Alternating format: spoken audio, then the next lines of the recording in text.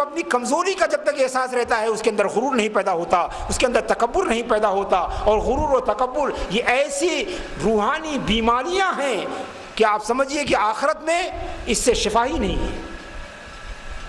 اللہ کے رسول صلی اللہ علیہ وسلم نے فرمایا کہ لن يدخل الجنہ من کان فی قلبہ مثقال ذرۃ من الکبر، کہ وہ شخص جنت میں داخل نہیں ہوگا جس کے دل میں رائی برابر جو ہے غرور اور کبر ہوگا.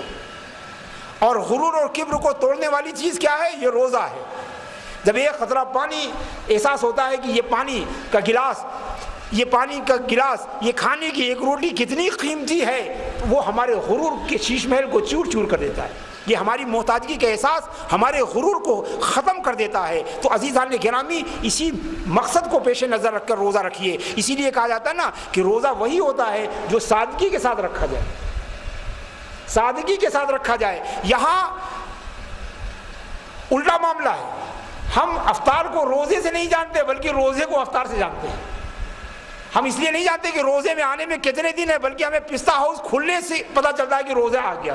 تو عزیزان گرامی بالکل الٹا ہو گیا. روزہ جس کا مقصد تقویٰ تھا، ہم نے اس کا مقصد حلیم بنا دیا ہے. اگر ہماری عمل کو اگر سامنے رکھ کے معاذ اللہ اگر یہ کتاب لکھی جاتی تو ہوتا کہ لعلکم تاکلون الحلیم، روزہ تم پر اس لیے فرض کیے گئے تاکہ تم زیادہ سے زیادہ حلیم کھا سکو معاذ اللہ.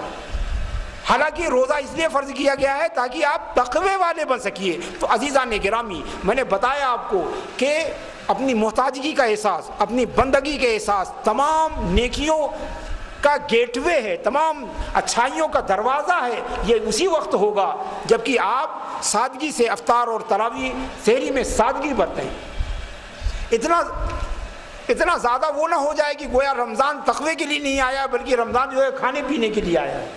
اس لیے کہ ظاہر سی بات ہے زیادہ کھانے پینے والوں کو رمضان کا یہ مقصد ان کے سامنے آئے گا ہی نہیں، واضح ہی نہیں ہوگا، کھلے گا ہی نہیں. تو اس مقصد سے وہ فائدہ کیا اٹھا سکتے ہیں؟ تو عزیزان گرامی، تقویٰ کی سب سے پہلا زینہ یہ ہے کہ انسان اپنے اندر بندگی کا احساس کرے، اپنے اندر اپنی کمزوری اور ناتوانی کا احساس کرے. جتنا اسے اپنی کمزوری اور ناتوانی کا احساس ہوگا اتنا ہی اللہ کی عظمت، اللہ کی کبریائی، اللہ کی عظمت کا خیال اور احساس اس کے دلوں میں جاگزی ہوگا. یہی روزے کا پہلا مقصد ہے کہ ہم اپنے دلوں میں اپنے رب، اپنے خالق و مالک و رازق کی عظمت اور کبریائی کے جلووں سے اپنے دل کو منور و مجلہ کریں. یہی روزے کا پہلا اور بنیادی مقصد. تقویٰ کے حصول کا ایک اور ذریعہ ہے جو ہمیں روزے سے حاصل ہوتا ہے. جب ہمیں اپنی بھوک کا احساس ہوتا ہے تو ظاہر سی بات ہے ہمیں یہ احساس ایک احساس اور کراتا ہے. وہ احساس یہ ہے کہ بھوکوں کی بھوک اور پیاسوں کی پیاس کا احساس دلاتا ہے.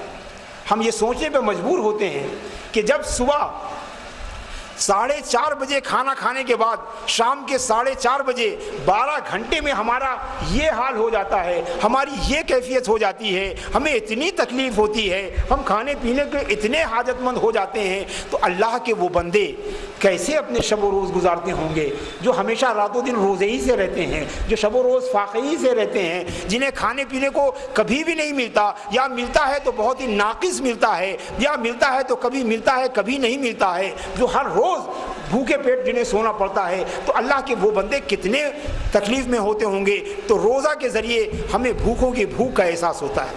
اس لیے عزیزان گرامی، ہم سب جانتے ہیں کہ بھوک تکلیف دہ ہے، بھوک تکلیف دہ ہے، لیکن عزیزان گرامی اس کا احساس ہمیں نہیں ہوتا.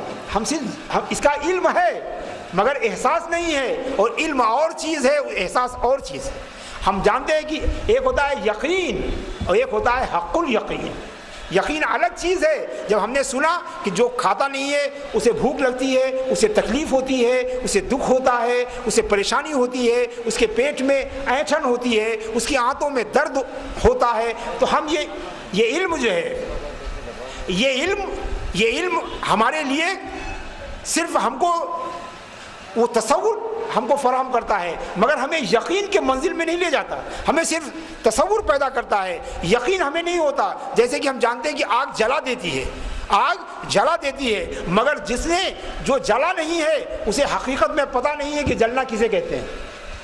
یہ تو ہم جانتے ہیں کہ آگ میں جلنے میں تکلیف ہوتی ہوگی، مگر وہ تکلیف کیسی ہوتی ہے جلے بغیر جو ہے اس کا علم نہیں ہوتا ہے۔ اسی لیے کہتے ہیں جو نہ جلے اور جانے کی آگ جلاتی ہے اس کا علم، اس کا یقین ہے، مگر جو آگ میں ہاتھ ڈال کے یہ علم حاصل کرے اس کا علم جو ہے حق الیقین ہے۔ تو عزیزان گرامی، ہمیں علم ہے کہ بھوک تکلیف دہ ہے، ہمیں علم ہے کہ پیاس سے تکلیف ہوتی ہے، مگر جب ہم روزہ رکھتے ہیں تو ہمارا یہ یقین حق الیقین میں تبدیل ہو جاتا ہے، ہمارا یہ علم شعوری علم ہو جاتا ہے کہ بھوکوں کو بھوک میں تکلیف ہوتی ہے، اور یہ علم، یہ ادراک جو ہے ہمیں ان کی مدد کے لیے ابھارتا ہے، ہمیں ان کے طرف ہمارے ہاتھ بڑھاتا ہے، ہم ان کی مدد کے لیے آگے بڑھتے ہیں، ہمارے اندر ان کی مدد کا جذبہ پیدا ہوتا ہے۔ تو روزے کا ایک مقصد یہ بھی ہے کہ ہمیں غریبوں کی تکلیف کا احساس دلایا جائے۔ اب اگر ہم روزہ رکھیں اور ہمیں بندگی کا احساس نہ ہو تو اس کا مطلب یہ روزہ بے مقصد ہے۔ اگر ہم روزہ رکھیں اور ہمیں غریبوں کی تکلیف کا احساس نہ ہو اور ان کی مدد کے لیے ہمارے قدم نہ بڑھیں تو گویا یہ روزہ بغیر مقصد ہے۔ آپ دیکھیں کہ نبی کریم صلی اللہ علیہ وسلم کے بارے میں حضرت عباس رضی اللہ تعالیٰ عنہ کی حدیث ہے کہ فرماتے ہیں کہ نبی کریم صلی اللہ علیہ وسلم ہمیشہ سخی تھے، ظاہر سی بات ہے ان سے بڑا سخی اور کون ہوگا، مگر فرماتے ہیں کہ اپنی تمام تر سخاوت کے ساتھ ساتھ روزوں میں آپ کی سخاوت میں اضافہ ہو جاتا تھا، روزوں میں آپ کی سخاوت میں اضافہ ہو جاتا تھا۔ تو عزیزان گرامی کیوں؟ اس لیے کہ روزے جو ہے ہمیں نیکی کی ترغیب دیتے ہیں، روزے جو ہے وہ ہمیں ہوتا کیا ہے، نیکیاں ہیں کیا؟ اصل میں جو ہمارا شعور ہے جب وہ برائی کے ساتھ گندھا ہوتا ہے تو اسے نیکی کا خیال نہیں آتا، جب وہ برائی کے ساتھ وابستہ ہوتا ہے تو اسے نیکی کا خیال نہیں آتا، لیکن اگر وہ شعور کسی طرح برائی سے الگ ہو جاتا ہے تو فوراً نیکی سے وابستہ ہو جاتا ہے۔ تو روزے کا کام یہ ہے کہ روزہ ہمارے شعور سے برائی کو الگ کر دیتا ہے، برائی کو الگ کر دیتا ہے۔ تو جب برائی ہمارے شعور سے، ہماری فکر سے، ہماری نظر سے، ہماری نگاہ سے، ہمارے قلب و ذہن سے جب برائی دور ہوتی ہے تو اس خالی جگہ میں فوراً نیکی کا جذبہ آ جاتا ہے، کار خیر کا جذبہ آ جاتا ہے، اللہ کے بندوں کی مدد کرنے کا جذبہ اس کے اندر آ جاتا ہے۔ لہٰذا یہ روزے کی حقیقت یہ ہے کہ اگر ہم روزہ رکھیں اور ہمارے اندر اپنی بندگی کا احساس نہ ہو، ہم روزہ رکھیں اور ہمیں غریبوں کی مدد کے لیے ہمارے اندر احساس نہ پیدا ہو تو اس کا مطلب یہ ہے کہ ہمارا روزہ کہیں نہ کہیں سے ناقص ہے، کہیں نہ کہیں سے نامکمل ہے۔ اس لیے کہ روزے کا لازمی نتیجہ یہ ہے کہ ہمیں اپنی بندگی کا احساس ہو، ہمیں دوسروں کی بھوک و پیاس کا احساس ہو اور اس کی مدد کے لیے ہمارے اندر جذبہ پیدا ہو۔ تو عزیزان گرامی، یہ بھی روزے کا ایک مقصد ہے، یہ بھی اس کے ذریعے بھی تقویٰ حاصل کیا جا سکتا ہے۔ لعلکم تتقون کی تکمیل اس احساس کے ذریعے بھی ہوتی ہے کہ بھوکوں کی بھوک کیسی ہوتی ہے اور ان کی مدد کیسے کی جائے۔ عزیزان گرامی، روزے کا ایک مقصد اور بھی ہے کہ اسلام کی بنیادی بات یہ مساوات ہے۔ اگر آپ کہیں کہ اسلام کی سب سے بنیادی جو اس کا کیریکٹر ہے وہ کیا ہے تو ہم کہیں گے مساوات ہے، مگر اس بنیادی کیریکٹر کا مسلمانوں نے کیا حال کر دیا ہے، سمجھے کیا حال کر دیا ہے، ہم سب جانتے ہیں کیسی طبقاتی فرق ہمارے اندر پیدا ہو گیا ہے، کیسی ذات برادری کا تصور، جو مقامی ایلیمنٹس تھے وہ ہم نے امپورٹ کر لیے، جبکہ اسلام نے جو ہے سب کو ایک عقیدے میں، ایک عمل میں، ایک برادری میں، ایک ذات میں کا بنایا تھا، مگر ہم نے آگے نہ جانے کتنی ذاتیں، کتنی برادری، کتنی تفریق، کتنی اونچ اور نیچ اپنے اندر پیدا کر لی ہیں۔ یہ بالکل اسلام کے منافی ہے۔ اسلام کسی بھی برادری کو، کسی بھی طبقاتی تفریق کو ایڈمٹ نہیں کرتا، قبول نہیں کرتا ہے۔